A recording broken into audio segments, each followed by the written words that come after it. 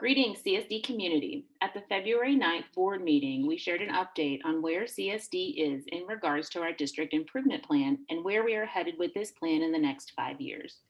Joining me for this presentation are three amazing leaders in our district: Dr. Lily Huddleston, our Executive Director of Equity and Student Support, Dr. Christy Beam, the Executive Director of Curriculum and Instruction, and Dr. Mary Banks, our Equity Coordinator. First, I would like to provide you with some context for where we are currently with our district improvement plan. Our district improvement plan is based on three core pillars: advancing racial equity, accelerating student learning, and building and sustaining a positive culture and climate. In 2015, Dr. Judy highlighted racial equity as a core focus for City Schools of Decatur, and our work began in earnest in 2017 when Dr. Huddleston joined our team and launched our District Equity Action Plan. Then in 2018, we launched the CSD Instructional Framework as our academic pillar, and last year we added our final pillar to the plan, building and sustaining a positive culture and climate, which included launching PBIS and increasing our use of restorative practices.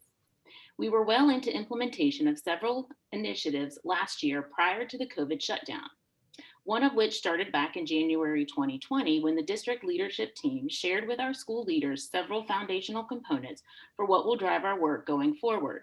But unfortunately, before we could gather much traction on the work, COVID brought school as we know it to a halt. CSD has had to redirect many of our resources and time to focus on how to operate schools safely and effectively in a pandemic. Now that we have a solid plan in place for operating our school system safely in COVID, we can return our focus to moving our district improvement plan forward. As we all know, in City Schools of Decatur, our vision is to build the foundation for all children to be their best, achieve their dreams, and make the world a better place. So what drives us to this end? In City Schools of Decatur, we believe our actions drive our results, and conversely, we believe the reverse is true, that our results are generated by our actions and our actions are products of our beliefs. Then we use this cyclical process to develop a theory of action, which is a guide we will use across the district to help keep us focused on results, as well as identifying specific actions that will lead to the fulfillment of our vision and mission. The key elements of our theory of action is that if CSD establishes a balance of accountability and empowerment with highly effective leadership at the district and school level, we can ensure our teachers are highly effective and supported in their growth and development as professionals. And finally, the impact of these elements will result in a district where students can be their best, achieve their dreams, and make the world a better place. As we reviewed where we were as a district, including what our ends policies state for what we want to see in our students, we wanted to think big. And I mean think really big. So we drafted some aspirational goals to keep us motivated. We also wanted to ensure that our equity work was the lens through which we used to plan all of our action steps. Dr. Banks will share with you an overview of our equity work, and there is a great deal of work that has been done, but for today, she is just going to share a very high-level overview with you. Then Dr. Beam will share how she is framing the work in our curriculum and instruction department through our equity lens, and then I will share how we are continuing to use our equity lens to focus our actions in order to build and sustain a positive culture and climate. Thank you, Dr. Furman. CSD's Equity Action Plan has been in place guiding our work since 2017. Teachers, staff, administrators, and school equity teams in particular have been working hard to support it, even in the face of a pandemic. It is undergirded by the Southern Education Foundation's highly regarded district levers for advancing racial equity. These levers assert that districts must implement research-based, high-leverage policies and procedures that have demonstrated effectiveness and will increase equitable outcomes for all students. As Dr. Furman already noted, the plan's central purpose is to eliminate predictable patterns of academic achievement based on subgroup membership. In other words, to pay CSD's debt to Black students who have been historically and systemically disenfranchised by focusing on three primary areas of improvement that together include all of the aforementioned levers.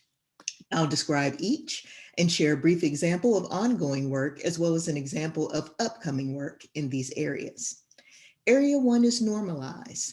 The Equity Action Plan attempts to normalize racial equity in city schools of Decatur by establishing it as a key value while developing cultural humility and a shared organizational understanding of key concepts related to racial equity for individuals across the district. This shared understanding is built through structured professional learning opportunities regarding topics such as implicit bias, structural and systemic racism, and many others. In this area, we continue to engage in initiatives such as racial affinity groups, which are taking place right now, Beyond Diversity and other Courageous Conversations workshops, which we have scheduled even now for the end of this semester, and even initiatives for our students, such as See Equity and SOAR, Students Organized for Anti-Racism.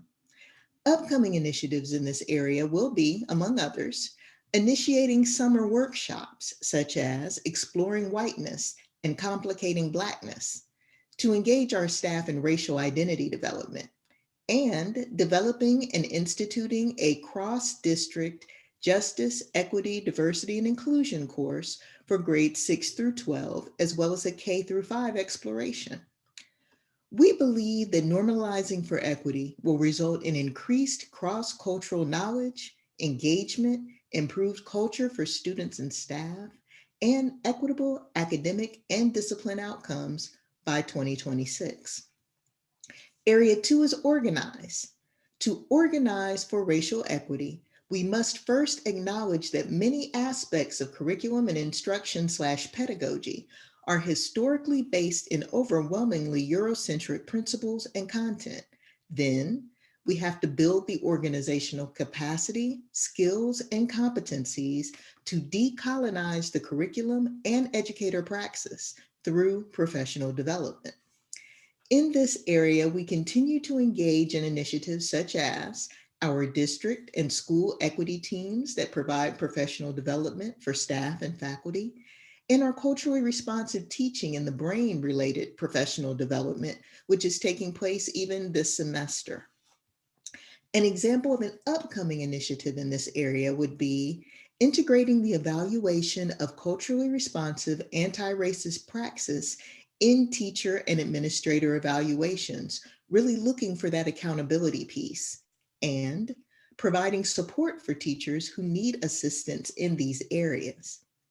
We believe organizing for equity will result in increased use of culturally responsive instruction, increased self-efficacy regarding racially and culturally different interactions, and equitable academic and discipline outcomes by 2026. Area 3 is operationalize.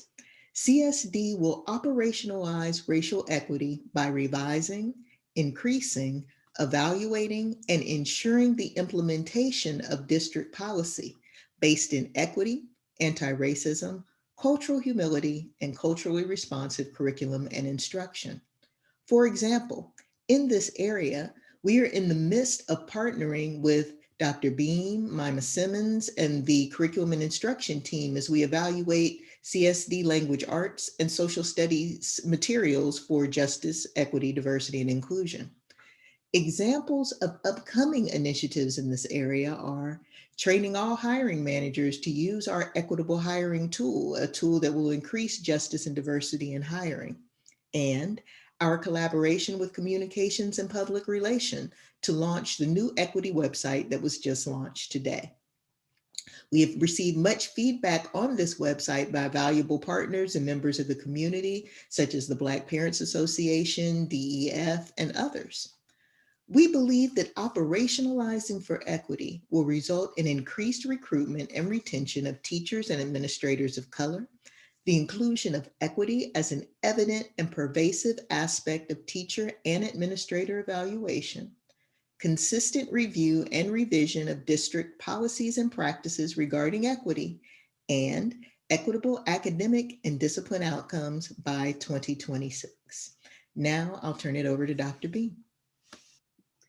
To disrupt the predictable patterns of academic achievement based on subgroup membership, that we currently know exist in CSD, we want to ensure that all students experience success and increase the joy in teaching and learning. To do that, we have the 4 components of our CSD instructional framework that guide our work in accelerating student learning. At the instructional core of the relationship is the relationship between teachers, students, and the state standards. Next are the core practices for equity. We have identified formative assessment and feedback, student goal setting, culturally responsive teaching, and literacy, which includes speaking, listening, reading, and writing, as practices that we believe should be clearly evident on a continuous basis in every classroom. Next, we have our high leverage instructional practices that are 12 teaching strategies that yield high levels of student learning. Teachers should be proficient in selecting and utilizing the appropriate standards or the appropriate strategies for each lesson. And tying that all together are our IB and EL instructional programs. These programs frame our approach to teaching and learning with an emphasis on graduating students that are empowered to create a better world.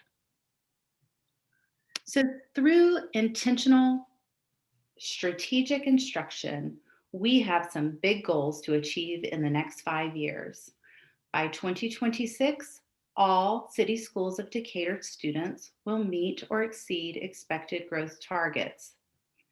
City Schools of Decatur will eliminate disproportionate academic outcomes based on race, and all students will exemplify our graduate profile.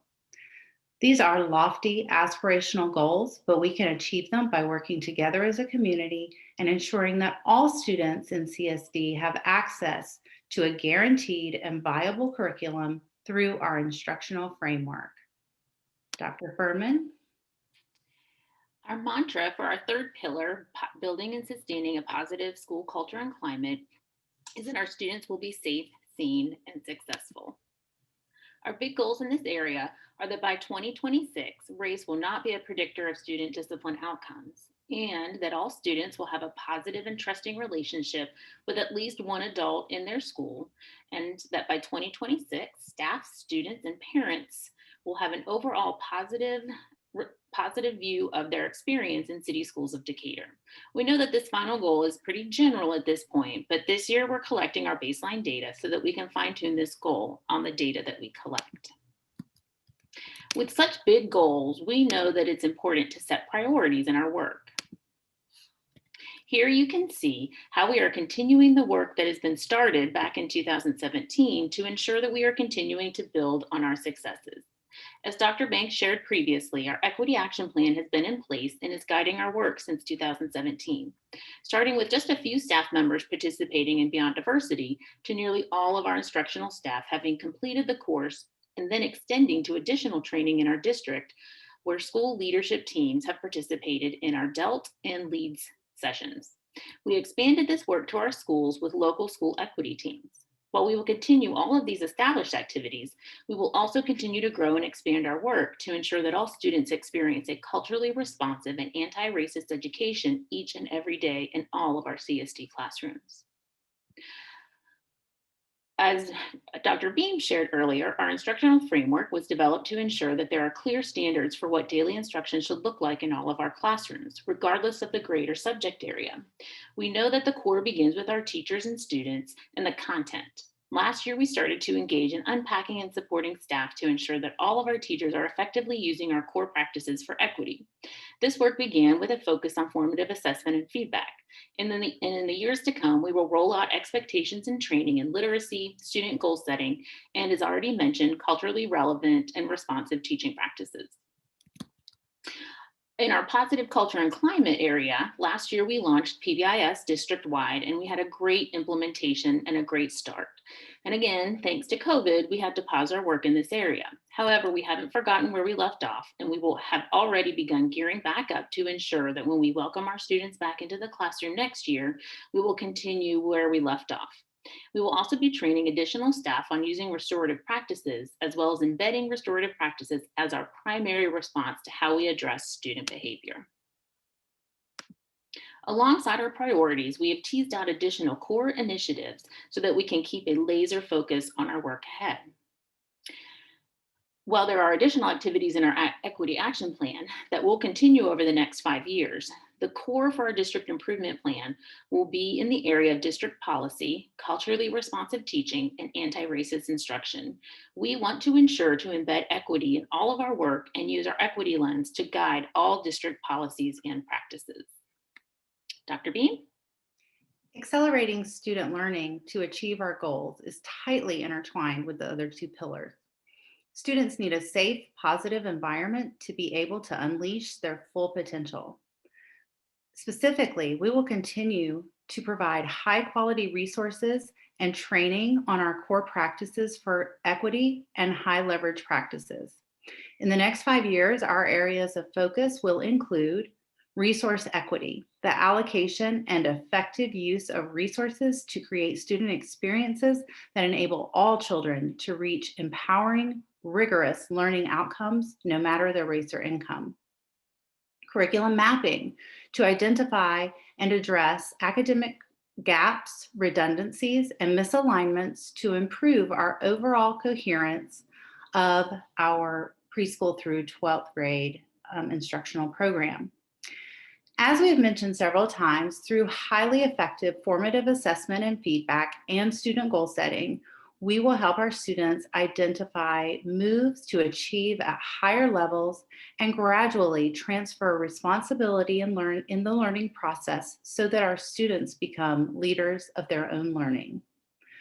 Another important area of focus is ensuring that all our instructional decisions are data-driven and that we are consistently evaluating the effectiveness of practice and making adjustments at the student, classroom, school, and district level.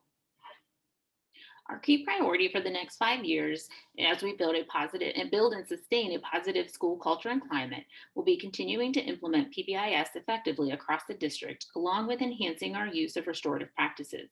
We will also be expanding our social emotional learning curriculum up through 12th grade. Reviewing our multi-tiered system of support for behavior interventions will also be a key initiative over these next 5 years. And last but not least, ensuring that we regularly recognize our staff for the amazing work they do each and every day. So next steps for what our stakeholder groups can expect is we will be reaching out to various stakeholder groups across the district, and I've listed several here, such as our SLTs, admin council, school instructional leadership teams, as well as community and student groups to review the plan that we have put in place. Following that, we will also have, hopefully by the end of April, received our overall accreditation review from Cognia. And there usually are some matters to be addressed on these plans, and we want to make sure we incorporate any of those in our district plan. And then in the end, we hope that by June 1st, 2021, we will have our final plan ready to launch so that we can hit the ground running for our next school year. We look forward to engaging with all of our stakeholder groups as we embark on this process. And I'd also like to thank all of the leaders that helped me build this plan as we move forward in this process. Thank you, everyone.